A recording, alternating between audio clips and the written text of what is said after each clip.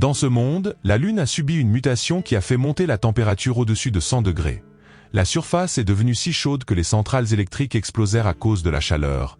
On ne pouvait plus marcher dehors plus de 20 secondes sans s'évanouir, et l'asphalte était si brûlant que si vous le touchez, vous vous brûlez. Les provisions sont devenues la commodité la plus précieuse. Notre protagoniste a survécu pendant 5 ans avec sa petite amie. Cependant, dès que ses provisions ont commencé à s'épuiser, elle a envoyé un gars pour le tuer avant que tout ne soit épuisé. Mais maintenant, il est revenu 5 ans en arrière, avant que tout ne commence, avec la capacité de stocker de la nourriture et des ressources. Pour prendre sa revanche dans cette vie, il accumulera 3 milliards de ressources et jure de se venger de la personne la plus cruelle qu'il connaît et de tous ceux qui lui ont fait du tort. Dans un bus, les gens discutent du tremblement de terre au mont Fuji qui a tué des dizaines de personnes, et maintenant leur ville est également en évacuation. Une fille en robe rose moulante dit qu'ils ont dû partir si rapidement qu'elle n'a même pas pu acheter de provisions. Le gars à côté d'elle dit que toutes les provisions des villes environnantes ont mystérieusement disparu, et l'autre gars à la tête rasée dit que la même chose s'est produite au lac Donan dans la ville de Xiantan et aussi à l'entrepôt d'Arindong. La fille a peur, disant que tout cela doit valoir des milliards. C'est à ce moment que notre protagoniste, Su-Shen, intervient en disant que cela vaut en réalité des trillions et que la disparition de tant de provisions, en plus de toutes ces catastrophes naturelles, montre que quelque chose se trame. Il leur demande d'être vigilants. La fille lui demande si c'est la fin du monde, alors que le gars en chemise verte dit qu'il est excité, qu'il a hâte que les gens soient traités de manière égale. Mais Su-Shen pense que l'inégalité ne fera qu'augmenter, même après la fin du monde, il n'y aura jamais eu un jour où la vie sera égale car après tout, il l'a personnellement vécu dans sa vie passée. Il n'était qu'un simple livreur jusqu'à ce que soudainement l'apocalypse commença, des vagues de chaleur ont frappé toute la Terre, les plaques tectoniques ont bougé et des créatures cachées dans le noyau ont émergé à la surface de la Terre. Le monde entier a changé du jour au lendemain et dans ce nouveau monde, il y avait un nouvel ordre. Dans une société de rareté extrême, même des provisions simples comme des nouilles instantanées valaient des millions, et une saucisse suffisait pour acheter n'importe quelle faveur dans ce monde. Tout le monde avait renoncé à la normalité, et maintenant, après tout ce qui s'est passé dans sa vie, il est revenu un mois avant que tout ne commence. La fille en robe rose se colle à lui et dit qu'elle a un peu peur, et il la rassure, mais il part en disant qu'il y a des choses plus importantes à faire, la laissant perplexe à l'intérieur du bus. Elle se demande ce qui est plus important dans une apocalypse, évidemment les provisions et les ressources. Dans sa vie passée, il a passé tout son temps à les chercher, mais cette fois, il se préparera à l'avance. Su-Shen travaille dans cet entrepôt de produits alimentaires et en ce moment le patron, en colère, dit qu'il verra son salaire réduit. Su-Shen lui dit que ça va et s'excuse, se rappelant que dans la première apocalypse, quand tout a commencé, le patron de cet endroit a pris toutes les provisions et s'est enfui. Alors maintenant, en compensation, il les prendra pour lui-même. Alors, il ouvre ensuite l'entrepôt et le système commence à détecter toutes les provisions à proximité et commence à les envoyer dans sa zone de stockage. Une immense zone avec une dimension de plus de 10 000 mètres. Avec cette capacité, il a même volé de l'eau des lacs et pris toutes les provisions des villes qui allaient être détruites. Après tout, si les nouilles instantanées valent autant, imaginez la vraie nourriture. La meilleure partie est que le temps y est figé dans cette zone, donc cela signifie que la nourriture restera parfaite, peu importe combien de temps elle y reste. Enfin, il aura quelque chose à manger. Le système montre combien de ressources ont été acquises lors de cette activation, et il sent qu'après en avoir pris autant, il est enfin préparé. À ce moment-là, 3 gars de son travail entrent dans l'entrepôt complètement vide et demandent ce qui s'est passé. Su-Shen révèle qu'il a tout pris et le patron dit qu'il n'a aucune idée de comment il a fait, mais ordonne aux 2 autres de l'attraper. Mais au moment où il s'approche, il recule d'un pas et disparaît mystérieusement dans une faille temporelle. Ils sont perplexes en se demandant où il a disparu. Pendant ce temps, il réapparaît à l'extérieur, grâce à sa deuxième capacité, le saut spatial. En utilisant cette capacité spéciale, il peut se téléporter jusqu'à 3 mètres plus loin. Avec cela, il peut rassembler des provisions beaucoup plus facilement et s'échapper sans problème. De plus, il jette son uniforme en l'air, déclarant que la collecte est terminée. Puis il reçoit un message sur son téléphone des autorités, avertissant que la Terre subit des mouvements étranges et que tout le monde doit être prudent car la catastrophe pourrait arriver, mais il n'y a pas besoin de paniquer. Notre protagoniste trouve cela curieux, car rien n'a vraiment commencé, et ils disent déjà cela. Est-ce que cela signifie qu'ils savent d'une manière ou d'une autre l'avenir ? À ce moment-là, il reçoit un appel de sa petite amie, Zhang Shaoqian.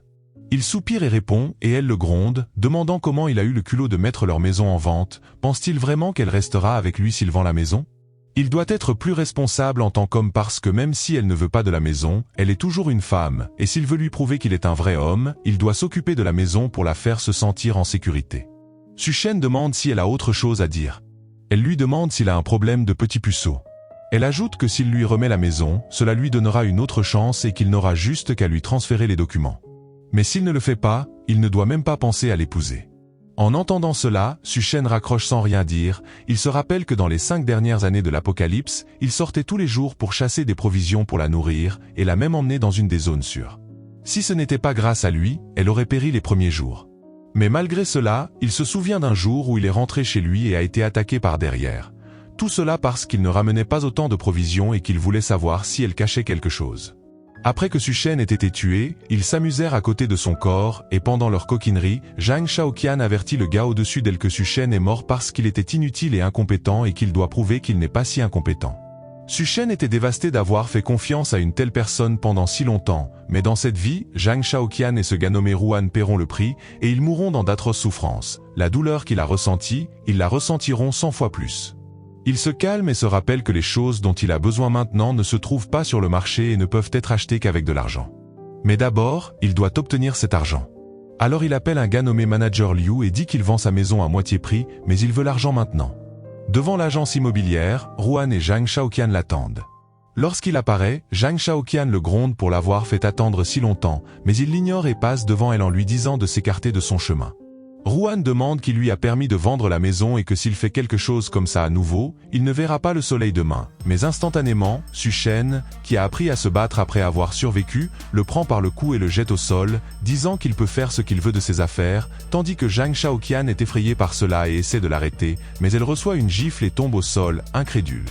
Ruan, allongé au sol, le supplie de le lâcher, disant qu'il est presque en train de suffoquer, mais Suchen lui dit de ne pas s'inquiéter car il ne mourra pas si facilement. Il relâche ensuite Ruan, qui est choqué au sol, et Suchen entre dans l'agence immobilière. À ce moment-là, Zhang Shaoqian le menace en disant de saisir cette opportunité qu'elle lui donne. S'il s'agenouille et s'excuse, elle reconsidérera son cas, mais s'il ne le fait pas, qu'il oublie de l'épouser. Suchen se retourne et les regarde d'un air menaçant. Ayant compris que Suchen ne rigolait pas, ils prirent leurs jambes à leur cou et s'enfuirent de peur. À l'intérieur de l'agence immobilière, l'employé lui offre de l'eau, disant qu'ils vont acheter sa maison maintenant. Qu'en pense-t-il ? Le plan des agents immobiliers est simple. La maison de Suchen vaut 1 million, mais maintenant il la vend pour 700 000. Tout ce qu'ils ont à faire, c'est d'acheter et de vendre à quelqu'un d'autre, et ils feront un bon profit. Suchen accepte de vendre, mais il veut recevoir le paiement complet maintenant. L'homme accepte, disant qu'ils transféreront tout d'ici demain matin. Suchen accepte évidemment parce que les maisons perdront toute valeur à mesure que les températures augmenteront. En marchant dans la rue, il voit une affiche faisant la publicité de prêt rapide. Il décide d'y aller avec son certificat de maison. À son arrivée, il est choqué de voir que c'est le frère aîné du gars qu'il vient de battre. Sachant que ce gars mourra dans les mâchoires d'un monstre dans les premiers jours, l'homme dit qu'il peut lui prêter 500 000, il lui suffit de laisser le certificat de la maison. Suchen remet le certificat en disant qu'il veut un autre 100 000 et promet de tout gagner au casino en une semaine. Le vendeur aime entendre cela et pense que ce gamin doit être l'un de ces joueurs qui vendraient même leurs proches si nécessaire. De cette façon, il ne pourra pas rembourser.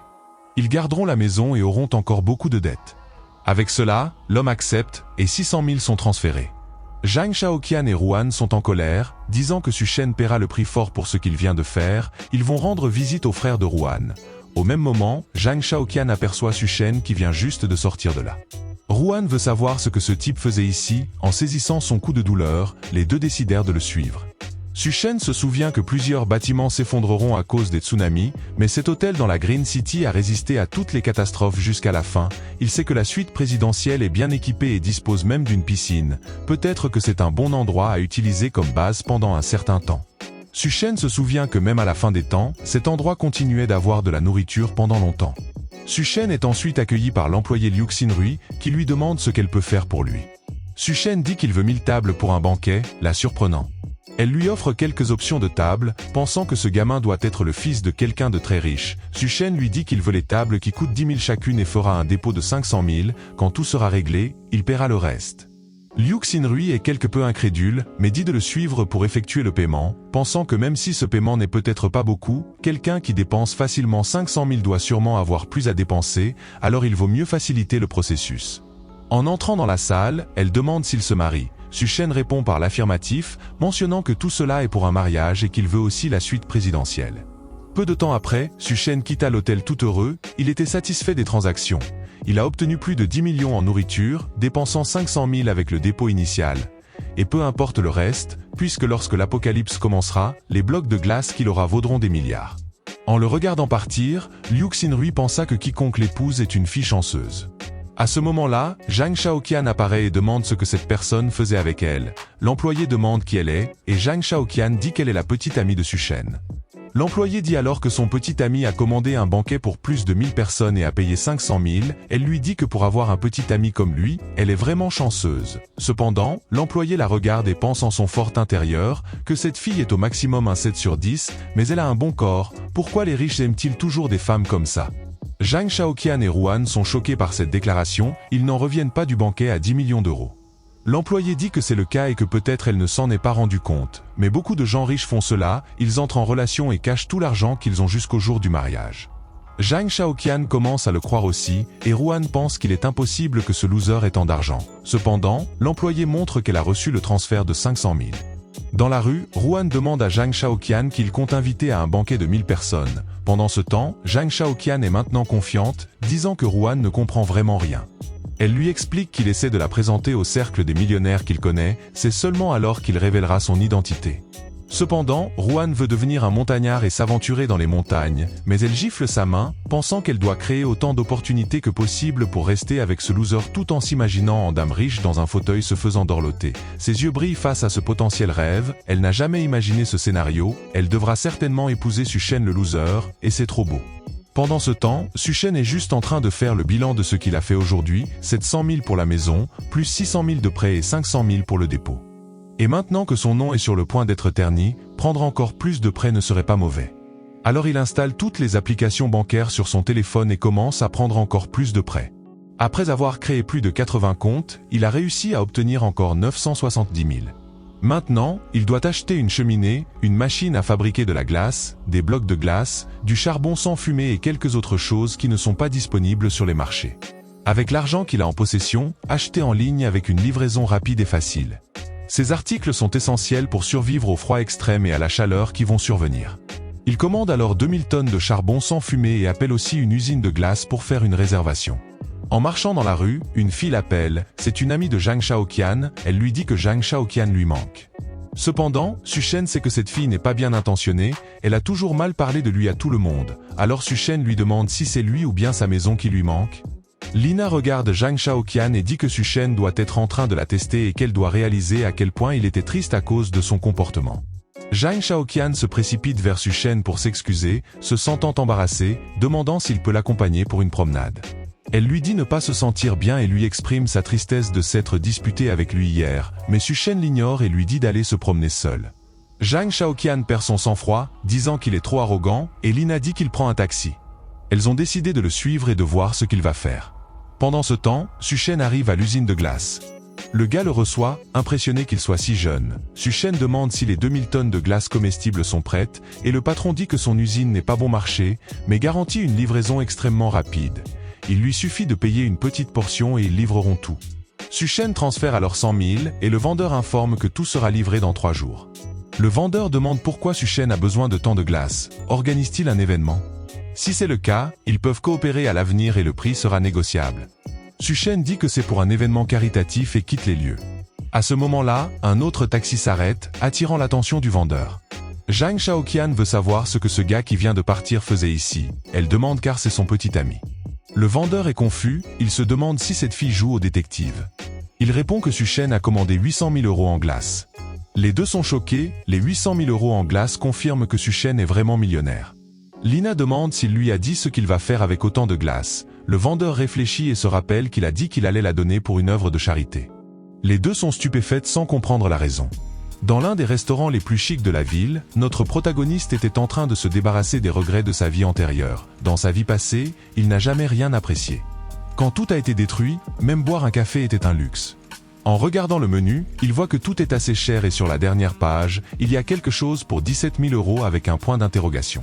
Il demande ce que c'est, et l'employé dit que c'est un plat spécial fait par leur chef.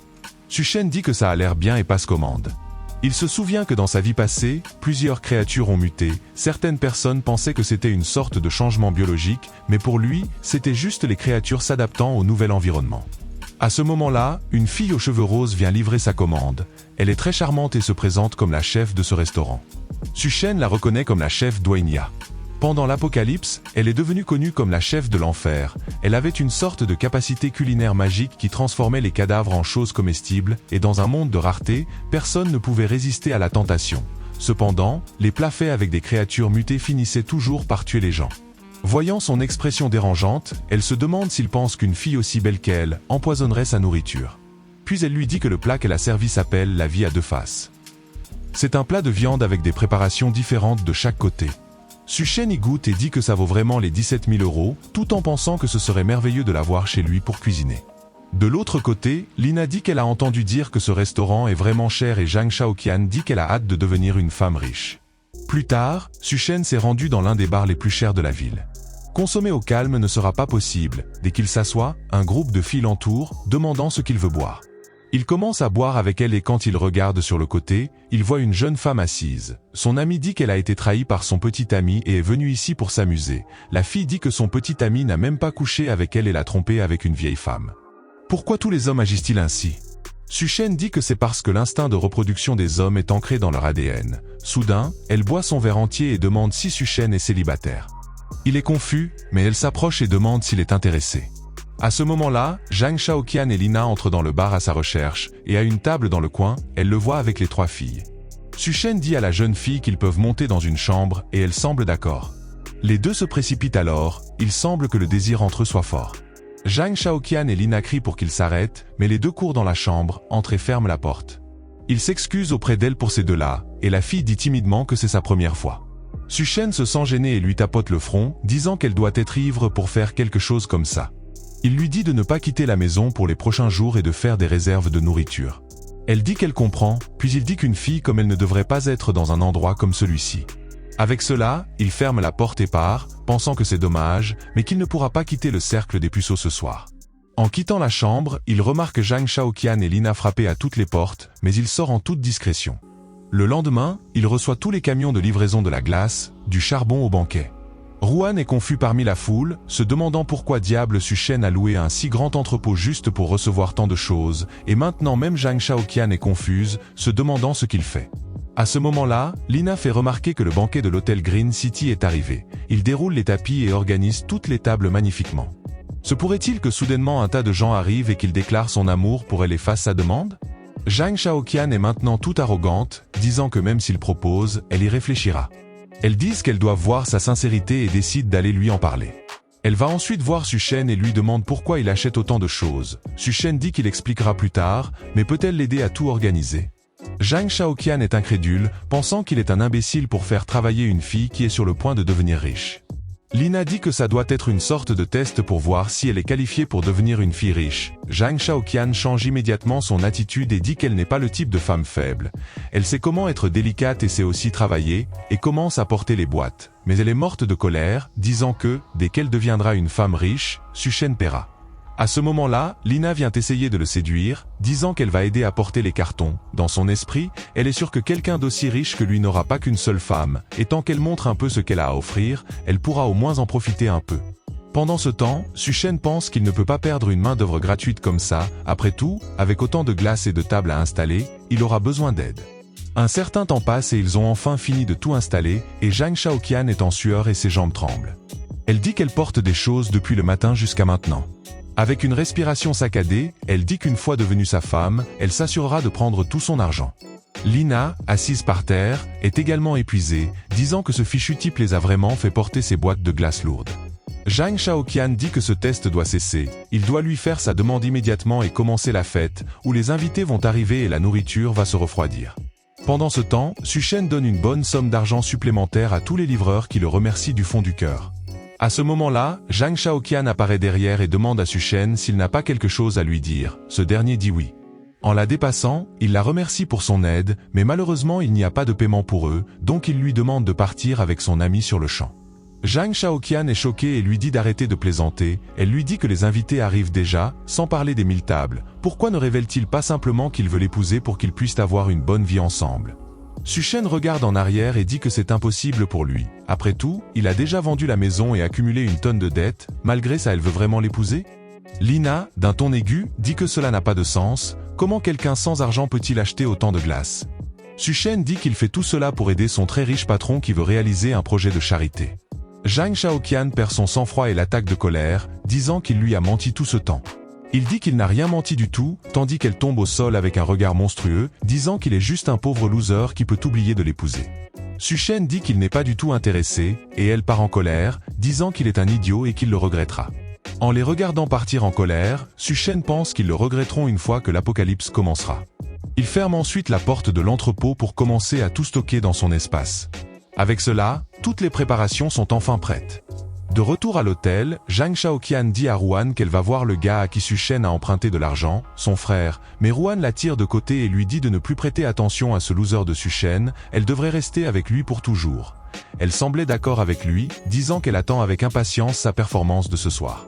Ruan lui dit de ne pas s'inquiéter, il demandera à son frère de s'occuper de ce gars pour elle. Zhang Shaoqian pense que Ruan n'est vraiment pas si mal après tout, de plus, il a son frère influent, il est définitivement mieux que ce loser. Juste à ce moment-là, Su Shen dit qu'elle se jette vraiment sur n'importe qui. Elle est surprise et demande ce qu'il fait là, tandis que Ruan le pointe du doigt et dit à son frère que c'était ce gars-là qui l'a frappé. Dai dit qu'il ne s'attendait pas à voir ce jeune homme ici, et Ruan demande s'il connaît ce gars. Dai explique que ce jeune homme lui a emprunté 600 000 € et doit les rembourser demain. Ruan d'un air intrépide dit qu'ils peuvent régler ces deux choses sur le champ.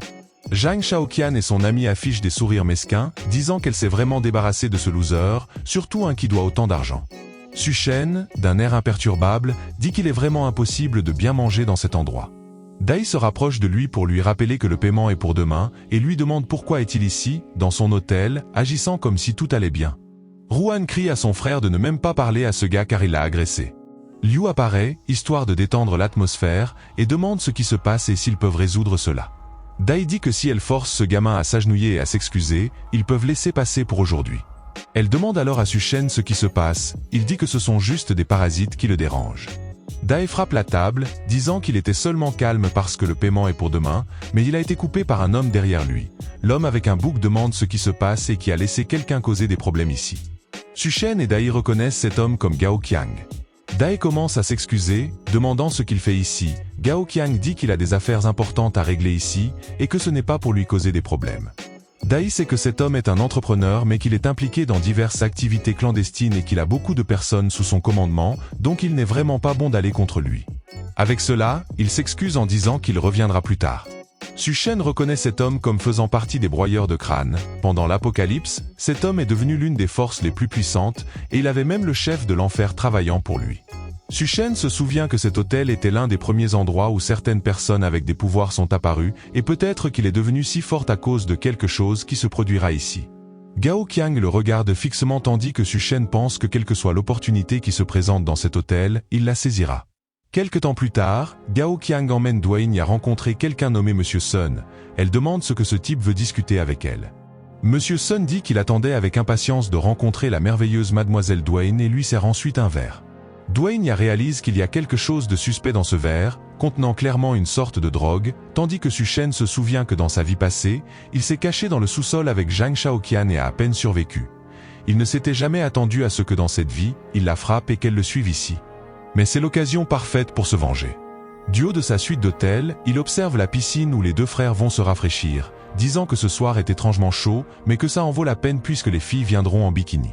Les deux filles en bikini regardent la lune en disant qu'elle est généralement brillante, mais qu'elle brille plus que le soleil de jour. Au même moment, Ruan se saisit de la main de Zhang Shaoqian et lui déclare son amour. Pendant ce temps, Su Shen dans sa chambre, avec son verre de vin en main, dit que leur amour est si intense qu'il va les brûler. La lune commence à briller intensément d'un rouge sanguinaire. Tout le monde dehors ressent quelque chose de bizarre et leur peau commence à brûler. Ils commencent tous à courir vers l'hôtel, disant que quelque chose ne va pas. Pourquoi la lumière de la lune brûle-t-elle autant ? À l'intérieur de l'hôtel, les gens sont confus. C'est la nuit, mais c'est très lumineux. Soudainement, les trois ont fait une entrée digne d'un 100 mètres au géo et tout le monde a pris peur. Leur peau était si rouge qu'ils cherchaient désespérément quelque chose pour se rafraîchir. Ils ont aperçu un aquarium et se sont mis à courir vers lui, le renversant et sautant dedans pour soulager la douleur. Le personnel de l'hôtel demande ce qui se passe et Ruan demande enfin où est son frère. À ce moment-là, Dai apparaît à la porte avec sa peau toute brûlée. Dans la chambre, Monsieur Sun demande à Duane pourquoi elle ne boit pas, et Gao Qiang dit qu'ils ont préparé un banquet pour elle, alors pourquoi ne pas y aller maintenant? Mais Monsieur Sun lui dit que dans cette ville, personne ne peut refuser de boire son vin. Duane se met en colère, pensant que Gao Qiang l'a piégé, il est tellement avide d'élever son statut social qu'il l'a livré à ce Monsieur Sun. Elle connaît très bien ce monsieur Sun, c'est un gars intouchable dans la ville de Chengdu qui a fait du mal à beaucoup de femmes. Et aujourd'hui, elle est devenue sa cible. Elle est absolument certaine qu'il y a quelque chose de suspect dans ce vin, donc elle ne peut pas le boire. Mais que va-t-elle faire? À l'extérieur, la lune commence à briller intensément, les surprenant. Gao Qiang se précipite pour fermer les rideaux, se demandant ce qui se passe. Monsieur Sun dit qu'il ferait mieux de descendre pour mieux comprendre ce qui se passe et Dwayne se sent soulagé de sortir de cette situation. Dans le hall, Liu essaie de calmer tout le monde, disant que les équipes de secours doivent être en route. Gao Qiang demande à l'un de ses hommes de main ce qui se passe. Il explique que soudainement la lune a brillé en rouge et que la température extérieure a augmenté de plus de 70 degrés. Les journaux disent qu'un grand nombre de personnes ont déjà été blessées et brûlées. Monsieur Sun appelle le ministre et lui demande d'envoyer quelqu'un pour le chercher. Cependant, quelque temps plus tard, il dit à Gao Qiang qu'apparemment les secours rencontrent des problèmes et ne pourront pas venir. Pendant ce temps, Dai est en agonie avec toute sa peau brûlée. Les gens essaient d'appliquer des pommades pour brûlure, mais ce n'est pas suffisant, sans parler qu'il a besoin d'être transporté à l'hôpital urgemment, mais avec cette haute température à l'extérieur, ce sera impossible. Dai dit qu'il appellera un ami pour venir le chercher. L'ami répond au téléphone, disant qu'il est au milieu de nulle part, mais qu'il viendra. Dès qu'il quitte le garage, il voit qu'il fait trop chaud et se demande pourquoi. La chaleur est si intense que les pneus éclatent. Il sort de la voiture, appelle son ami pour lui dire qu'il sera retardé, en courant. Cependant, la semelle de sa chaussure fond et il glisse et tombe au sol. En regardant de côté, il voit une autre personne allongée au sol, c'est un cadavre desséché. Effrayé, il essaie de se lever mais réalise que la moitié de son visage est déjà collée à l'asphalte. Tout le monde dans l'hôtel est stupéfait en l'entendant hurler d'agonie au téléphone. Pendant ce temps, notre protagoniste est dans sa chambre à température contrôlée, il dort paisiblement dans son lit. Des annonces gouvernementales passent à la radio disant qu'en raison de la chaleur intense émise par la Lune, les températures ont augmenté de plus de 75 degrés, le sol atteignant plus de 100 degrés. L'événement a déjà entraîné des centaines de victimes. Veuillez rester à l'intérieur pour éviter les brûlures cutanées et respiratoires. À ce moment-là, une centrale électrique explose à cause de la chaleur excessive, coupant la communication. Dai dit qu'il a perdu le contact avec ses amis. Tout le monde est dans la dernière chambre disponible de l'hôtel, Zhang Shaoqian et Lina se plaignent de ne pas vouloir rester dans une pièce pleine d'hommes. À ce moment-là, l'électricité se coupe, et avec cela, la climatisation cesse de fonctionner et tout le monde commence à enlever leurs chemises, mourant de chaleur. Zhang Shaoqian se rappelle que la chambre de Suchen a une piscine. Pendant ce temps, notre protagoniste nage paisiblement, il savait déjà que l'électricité se couperait à cause de l'explosion dans les centrales électriques, et c'est aussi pourquoi il a choisi cette chambre spécifiquement avec une piscine en plus des climatiseurs verticaux et des batteries géantes pour assurer la température. Mais il lui manque aussi un peu de glace ici. Il se change, s'assoit sur le canapé, pensant que c'est très agréable, mais maintenant il a faim. Alors, il prépare un banquet sur la table. Comme c'est le premier jour de l'apocalypse, il a besoin de son petit déjeuner tout en se demandant quand Gao Qiang aura la chance de gagner des pouvoirs. Soudainement, quelqu'un frappe à la porte en disant qu'il sait qu'il est là. Notre protagoniste sait que grâce au pouvoir de téléportation et aux préparations qu'il a faites, il n'a pas besoin de s'inquiéter, donc pour provoquer de la colère et de l'envie, il décide d'ouvrir la porte. Dès que la porte commence à s'ouvrir, une brise froide en sort et tout le monde ressent un soulagement indescriptible, se demandant pourquoi il semble si agréable là-dedans et pourquoi il y a la climatisation. Suchen demande s'ils ont besoin de quelque chose. Ruan fait remarquer à tout le monde qu'il a de la glace, une piscine, de la nourriture et de l'électricité. Lina et Zhang Shaoqian commencent à lui crier dessus, demandant comment il ose les laisser brûler dehors toute la journée alors qu'il vit dans le luxe. Il ferait mieux de quitter cette chambre maintenant. Dai lui dit que le moment de tout rembourser est arrivé, alors il ferait mieux de céder cette chambre, mais dès qu'il fait un pas dans la pièce, il prend une balle dans le ventre. Dai est choqué en voyant la blessure, et Suchen avertit que s'il fait un autre pas, il mourra. Tout le monde tremble maintenant, se demandant ce qu'il fait avec une arme. Dai est furieux, demandant où il a obtenu ça, mais un autre coup de feu retentit dans la pièce et tout le monde a peur quand Dai tombe au sol avec une blessure à la jambe. Suchen pointe à l'extérieur en disant que quiconque veut mourir peut rester là et qu'il leur donnera 3 secondes. Quiconque est dans sa ligne de mire passera à sa vie suivante. Pendant ce temps, Gao Qiang parle avec Liu, lui demandant comment il est possible qu'un hôtel si grand n'ait pas de nourriture. Elle s'excuse, disant qu'ils ont récemment organisé un banquet pour plus de 1000 personnes et que les ingrédients et la nourriture devaient arriver aujourd'hui.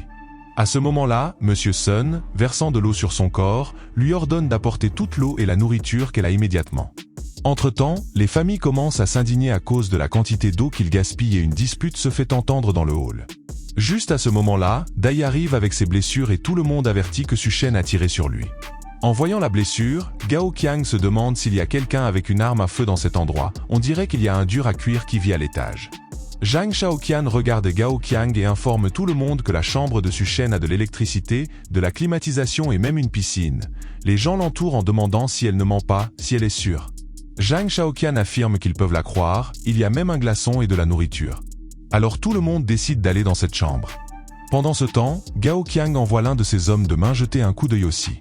Encore une fois, il ouvre la porte en demandant ce qu'ils veulent et tout le monde ressent l'air frais et rafraîchissant qui touche leur peau. Cela semble être le paradis là-dedans. La foule supplie pour qu'ils soient gentils et prennent soin des personnes âgées, affirmant que puisqu'il s'agit d'une urgence d'hôtel, il devrait partager tout ce qu'il a avec tout le monde. Un petit garçon joufflu repère du poulet frit et saute pour l'attraper. Cependant, il est arrêté et reçoit un coup de pied au ventre et est envoyé valser. Su Shen avertit les parents de surveiller leurs enfants, sinon il devra s'en charger. Les gens sont outrés, demandant comment il ose frapper un enfant. C'est vraiment un meurtrier et il ne mérite pas de rester dans cette chambre. Tout le monde commence à forcer l'entrée. Cependant, il tire sur un homme à l'arrière de la foule qui tombe au sol. Su Shen avertit qu'il peut être seul, mais tout le monde ici n'a qu'une seule vie. Il sait que la situation semble dangereuse, mais à tout moment, il peut sauter dans le portail et disparaître. En bas, Ruan est furieux après que son frère ait reçu 2 balles. Des personnes ont jeté son corps dehors parce qu'il était déjà en train de mourir et de se décomposer. Ruan dit qu'ils doivent tuer ce foutu Su Shen. Pendant ce temps, devant la chambre de Su Shen, Zhang Shaoqian et Lina transpirent et dégoulinent de chaleur en demandant d'entrer, disant qu'elles sont sûres qu'ils n'auraient pas le courage de tirer sur d'aussi belles créatures, et qu'elles l'aiment beaucoup et sont sûres qu'il les aime aussi. S'ils les laissent rester là un petit moment, elles promettent de le rejoindre dans une aventure à 2 contre 1 toute la nuit. Su Shen dit que puisqu'elles veulent travailler ensemble si avidement, il va les laisser entrer.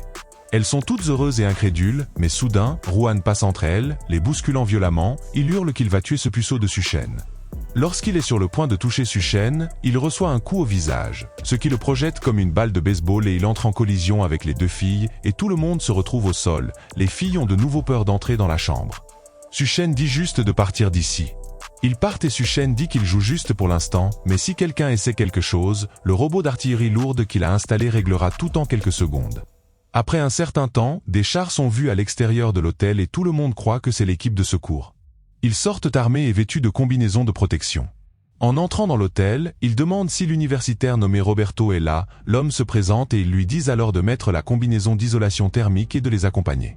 Tout le monde demande à être sauvé avec lui. Cependant, le soldat les assure de rester calmes, l'opération de secours aura lieu ce soir à minuit dans la Silicon Valley. Les résidents célèbrent en disant que le gouvernement ne les a vraiment pas abandonnés. Pendant ce temps, M. Sun dit qu'il paiera 1 milliard s'ils le prennent maintenant. Cependant, il est retenu par l'un des soldats, qui lui dit de ne pas interférer avec l'opération. M. Sun demande à Gao Qiang de faire quelque chose, mais clairement, avec tant de choses pointées sur lui, il n'y a pas moyen. À ce moment-là, Zhang Shaoqian attrape l'un des soldats et dit qu'il y a un assassin vivant à l'étage et Lina dit qu'il a déjà tué beaucoup de gens et en finira bientôt avec tout le monde. Elle lui demande de les sauver. Un soldat nommé Xiao Feng dit alors qu'il va jeter un coup d'œil et son ami lui dit d'être prudent et de ne pas agir impulsivement. Il prend son arme et commence à monter les escaliers vers la chambre. Zhang Shaoqian pense que c'est la situation parfaite. Dès que ce type tue Su Shen, elle volera cette chambre pour elle-même. Xiao Feng marche prudemment dans le couloir, observant chaque coin jusqu'à ce qu'il remarque une caméra le regardant. Soudain, Su Shen ouvre la porte et lance une grenade flash. Avant que Xiao Feng ne comprenne ce qui se passe, elle explose devant son visage. Puis, un gaz somnifère tombe à ses pieds, et lorsqu'il se penche, Su Shen apparaît par derrière et le frappe à la tête. Quelque temps plus tard, il se réveille dans la chambre, ne comprenant pas ce qui se passe et pourquoi il fait si froid. Su Shen lui dit que son nom est Lu Xiao Feng et qu'il est capitaine des forces spéciales. Maintenant qu'il est réveillé, il veut discuter avec lui. Xiao Feng regarde autour et remarque des glaçons, il demande ce qui se passe ici, qui il est, et où il a obtenu ses grenades et armes. Su Shen dit qu'il est juste un étudiant ordinaire qui vient d'obtenir son diplôme et qu'il a obtenu ses armes lors d'un voyage au Moyen-Orient. Su Shen demande alors si le gouvernement a fixé les points de sauvetage pour demain matin, et Xiao Feng est surpris qu'il soit déjà au courant de cette information. Su Shen réalise que tout se passe comme dans sa vie passée et avertit Xiao Feng que même si la température est plus basse à minuit, les gens ne peuvent pas supporter plus de 10 minutes à l'extérieur. La grande majorité mourra en essayant simplement d'atteindre le point de sauvetage. Xiao Feng dit qu'ils n'ont pas le choix, car beaucoup de gens meurent de faim chez eux et ne supportent plus la chaleur.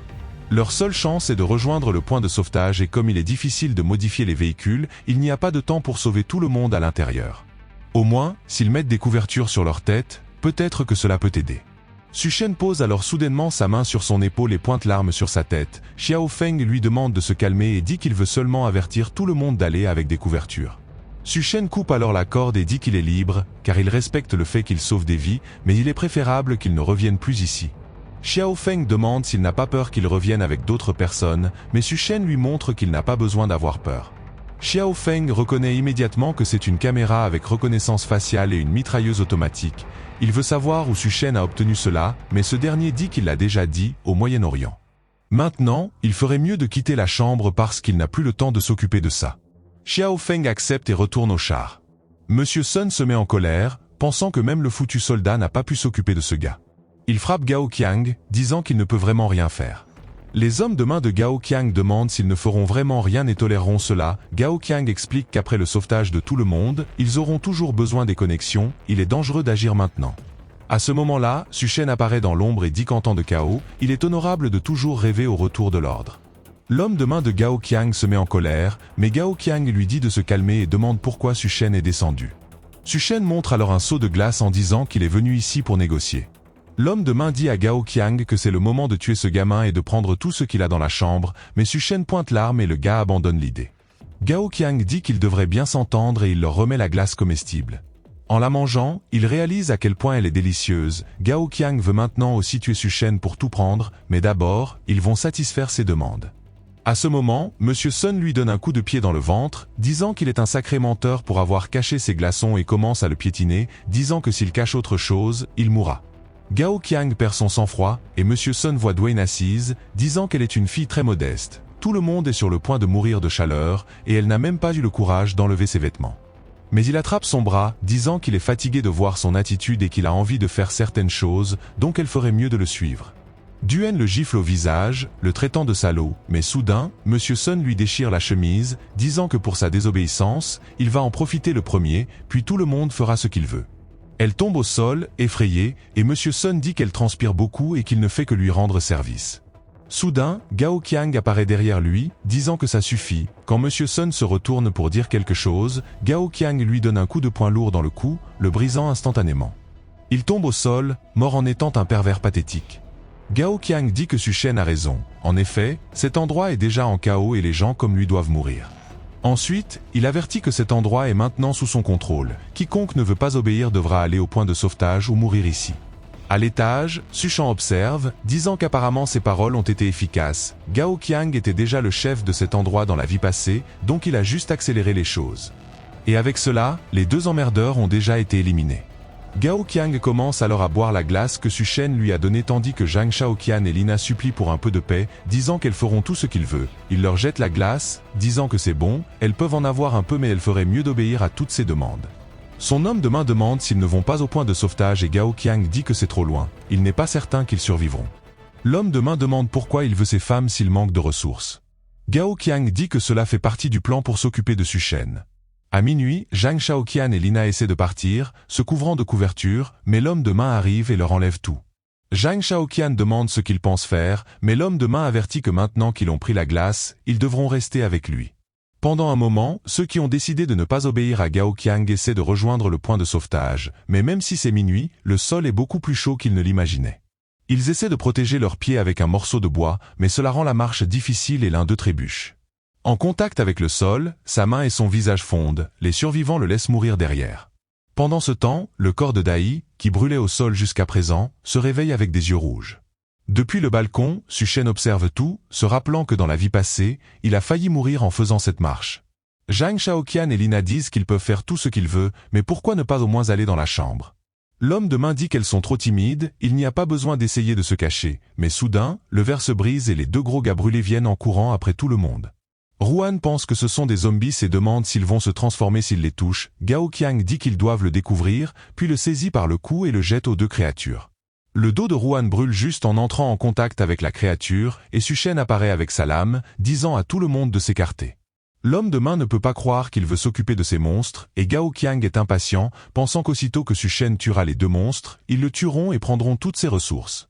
Su-Shen sait que les corps exposés à la chaleur se transforment en zombies, mais ils ne partagent aucun virus.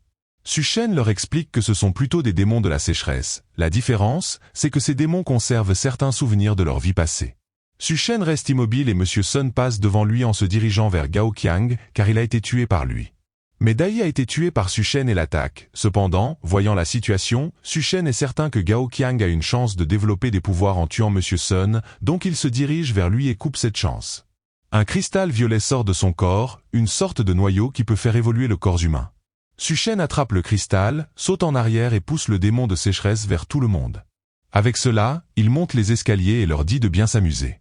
Gao Qiang saisit Ruan au sol et le jette à nouveau vers la créature. De retour dans sa chambre, Su-Shen dit que ces cristaux sont extrêmement rares. Il le met dans un verre de son meilleur champagne et le boit, car c'est la méthode d'absorption. Le corps extrait l'énergie du cristal et se renforce, ses yeux deviennent rouges et il commence à crier tandis que tous ses vêtements brûlent et qu'il tombe sur un bloc de glace, en étant en agonie. Pendant ce temps, dans le hall, le démon de sécheresse a épuisé toute leur eau. N'ayant plus rien à boire ou à manger, Lina veut s'échapper, mais l'homme de main l'arrête, disant qu'elle ne va pas s'enfuir.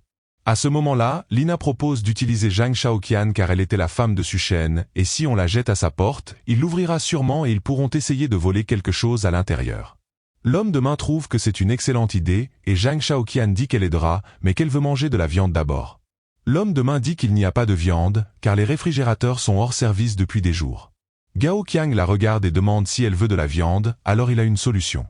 Il restreigne Lina. Gao Qiang l'avertit que si elle le souhaite, elle devra le faire. Zhang Shaoqian est choqué, demandant s'il veut dire qu'ils vont la manger. Lina tremble, Zhang Shaoqian avance vers elle, et Lina supplie, disant « Qu'est-ce que tu fais? Tu ne vas quand même pas me faire ça, à moi ?» Mais Zhang Shaoqian s'approche de son visage et dit qu'elle vient de la trahir en parlant d'elle comme étant la femme de Su-Shen. Comme elle a fait cela, elle le mérite. Puis elle la frappa 3 fois. Gao Qiang et l'homme de main sont même effrayés de voir comment elle a fait cela sans hésitation. Zhang Shaoqian devient folle, disant que lorsqu'elle sera rassasiée, elle montera et boira le sang de Su-Shen. L'homme de main regarde Gao Qiang et demande s'ils vont vraiment faire cela. Pendant ce temps, dans la chambre, Su-Shen saute avec son nouveau corps. Non seulement il est plus résistant à la chaleur, mais il est aussi plus agile et fort. À ce moment-là, il voit Dwayne à la porte, se tenant à l'entrée, elle pense que la situation devient folle en bas. Elle n'a aucune chance de survivre si elle reste là-bas, donc elle doit tenter sa chance et utiliser ce qui lui reste de valeur pour obtenir quelque chose ici. Juste à ce moment-là, Su-Shen ouvre la porte nue et elle est effrayée. Elle crie et il s'excuse, disant que c'était involontaire. Il était excité par certaines nouvelles dans la chambre. Il lui dit alors que même s'il a des ressources, elles sont limitées et décide qu'ils viennent de se rencontrer. Il ne peut pas l'accepter juste parce qu'elle est belle. Il se souvient que dans la vie passée, elle était une femme très intelligente. De plus, elle avait formé une relation coopérative avec Gao Qiang. Cependant, même s'il avait pensé à la garder près de lui, l'atmosphère semble étrange maintenant. Dwayne lui dit alors qu'elle n'est pas seulement une cuisinière, elle est aussi docteur et a travaillé comme chirurgienne pendant 3 ans. Elle pense que sa chambre est extrêmement bien équipée. Non seulement elle a de l'électricité, mais elle a aussi de la glace et de la nourriture. Duen doit démontrer sa valeur pour rester ici. Assis confortablement sur le canapé, Su-Shen reconnaît qu'être docteur est en effet une bonne proposition. Cependant, comme elle le sait, les ressources sont extrêmement rares et il n'est pas certain qu'ils survivront jusqu'à demain. Se sentant incertaine en entendant cela, elle dit que tant qu'il ne la chasse pas de la chambre, elle fera tout ce qu'il veut. En entendant sa proposition, Su-Shen déclare immédiatement que c'est maintenant sa nouvelle maison. Elle se sent embarrassée, pensant qu'elle a parlé sans réfléchir et involontairement. Su-Shen l'avertit que son seul choix est de se comporter correctement. S'il la surprend à planifier quelque chose dans son dos, leur relation prendra fin. Dwayne lui assure qu'elle comprend et ne doutera jamais de ses méthodes ou de sa détermination. Su-Shen lui suggère alors de montrer sa détermination en se déshabillant. Elle se sent embarrassée et demande s'il ne préférerait pas que la personne qui regarde la vidéo like, s'abonne et partage. La seule chose qui posait un problème, c'est que Su-Shen n'était pas exactement un saint. Il l'attrape par le menton et dit qu'il va lui donner quelque chose à manger. Après 7 jours de famine, Dwayne ouvre la bouche en s'attendant à recevoir n'importe quoi. Su-Shen regardait juste sur son écran de téléphone avec un sourire malicieux. Il dit qu'il ne fait pas cela juste pour espionner, mais pour l'empêcher de faire des choses inappropriées. Ensuite, elle sort de la salle de bain en portant des talons. Elle pense qu'heureusement qu'elle est docteur parce que certains cœurs ont sûrement cessé de battre. Elle demande même à Su-Shen si ce n'était pas trop court. Il lui dit de se retourner, et elle rougit. Avec cela, il l'analyse de manière extrêmement méticuleuse et clinique et conclut que c'était parfait. Soudain, quelqu'un frappe à la porte en demandant de l'aide. Il semble que ce soit Gao Qiang tenant Zhang Shaoqian, mais ils avaient de grandes dents. Dwayne dit qu'il ne peut pas ouvrir la porte, car ces gars-là ont mangé Lina en bas, si on les laisse entrer, ils risquent de les manger aussi. Su-Shen lui demande s'ils ont vraiment mangé quelqu'un. À l'extérieur, les trois gars retiennent Zhang Shaoqian, tandis que Su Shen apparaît en arrière-plan, leur disant de ne pas casser les portes des gens. Ils regardent Su Shen avec le corps tel des bodybuilders dopés et des dents de cannibale. Il semble que tout le monde se transforme. Ce que Su Shen ne savait pas, c'est qu'il y avait un gars juste à côté de la porte. Soudain, il attaque avec une lame vers le visage de Su Shen, mais il attrape facilement le bras et immobilise le gars. Gao Qiang et ses hommes de main étaient à moitié transformés et ne pouvaient pas croire qu'il ait esquivé cela. Soudain, Zhang Shaoqian se libère d'eux et court vers Su Shen. Elle tend la main pour demander son aide, disant qu'il doit la sauver, mais il l'attrape par le cou car elle est clairement en train de se transformer. Su Shen explique que ceux qui consomment de la chair humaine dans ce nouveau monde se transforment, donc, clairement, elle n'est plus humainement à sauver. Gao Qiang dit que c'est la fin du monde, donc ça n'a pas d'importance s'ils mangent quelqu'un tant qu'ils peuvent survivre. Zhang Shaoqian, même immobilisée, dit que la viande était délicieuse et que son corps est rempli d'énergie. Elle a essayé d'attaquer Su Shen, disant qu'elle avait hâte de le goûter, mais elle a reçu un coup de pied et a été éjectée de la porte de la pièce vers l'extérieur. De l'autre côté, elle a même brisé la fenêtre en tombant hors du bâtiment, mais elle a réussi à se rattraper à la dernière minute et a commencé à grimper, disant que Su Shen ne s'échapperait pas si facilement. Mais c'est à ce moment-là qu'elle s'en est aperçue. Elle était frappée par le soleil brûlant et a commencé à brûler. Malgré la situation, Su Shen se tenait debout élégamment avec sa main dans sa poche, tandis que les trois voyous se dirigeaient vers lui et disaient vouloir le neutraliser pour ne pas qu'il sorte une arme. Mais calmement, Su Shen a demandé pourquoi ils pensent qu'il gaspillerait des balles pour eux. Soudain, l'un d'eux a sauté au visage de Su Shen, disant qu'il les sous-estimait beaucoup et Su Shen, en bon sournois, a sorti l'arme et a dit qu'il aimait la gaspiller au final. Même s'ils étaient des monstres, ils gardaient leur conscience, ils ont donc élaboré un plan pour se disperser et l'attaquer de toutes les directions. Alors que Su Shen finissait l'un d'eux venant de l'avant, l'autre voyou était déjà au-dessus dans son angle mort, avertissant que non seulement ils étaient plus rapides, mais leur temps de réaction était également bien meilleur.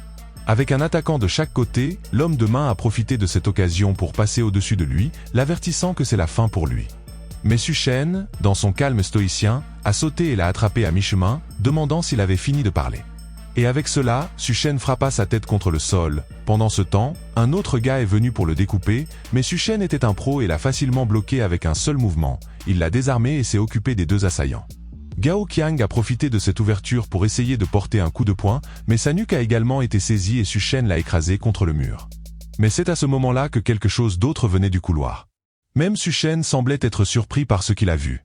C'était Zhang Shaoqian qui révélait son vrai visage, complètement transformé en démon. Elle a sauté de la vitre et s'est approchée de Su Shen. Il l'a reconnue et l'a appelée par son nom.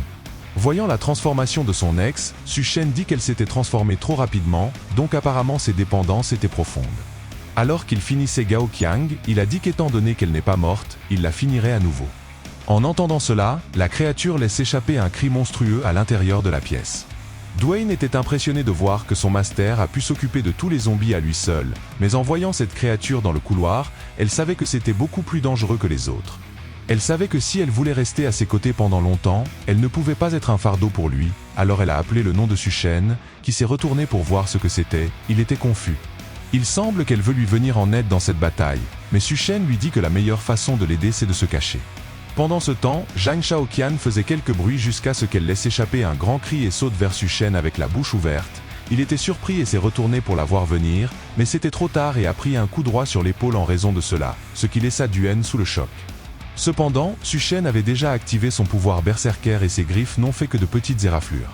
La bête s'est retournée incrédule et dans un mouvement rapide, utilisant sa queue, elle a atteint le dos de Su Shen. En profitant de son immobilité, elle l'a mordu sur l'épaule droite, mais ses dents n'ont pas pu pénétrer sa peau, qui semblait aussi dure que l'acier.